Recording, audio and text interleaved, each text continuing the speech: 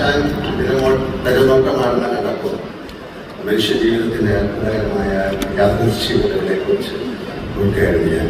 കഥകളി, രാവണൻ, കീചകൻ, ദുര്യോധനൻ തുടങ്ങിയ പ്രൗഢിയേറിയ നായക പ്രേക്ഷകരുടെ അരങ്ങിലേക്കുള്ള പ്രവേശത്തിന്റെ പ്രാരംഭ ചടങ്ങാണ് തിരനോട്ടം. ഞാൻ ആദ്യമായി അഭിനയിച്ച സിനിമയുടെ പേര് തിരനോട്ടം. തിരനോട്ടത്തിന് ശേഷം അഭിനയിച്ച ആദ്യകാല സിനിമകളിൽ പലതിലും ഞാൻ പ്രതിനായകനായിരുന്നു. കഥകളി ഭാഷയിൽ പറഞ്ഞ ഗദ്യവേഷകൻ, രാജസ്വ പ്രധാനവും താമസിക പ്രധാനവുമായ തിരനോട്ടമാടി സിനിമയിലേക്ക് വന്ന എനിക്ക് വർഷങ്ങൾക്ക് ശേഷം കോപ്പണിഞ്ഞ മുഖത്ത് തേച്ച് കഥകളിയാടാൻ കാലം അവസരം തന്നു. ഒന്നല്ല 2 തവണ.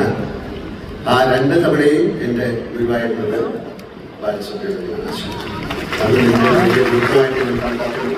ഈ ചടങ്ങിലേക്ക് അദ്ദേഹം ക്ഷണിച്ച രാജീവിനും സർക്കാരിനോടും അതിന് സമ്മതമോടെ അങ്ങനെയുള്ള നിശ്ചയമായ നന്ദി ഞാൻ പറയുകയാണ്.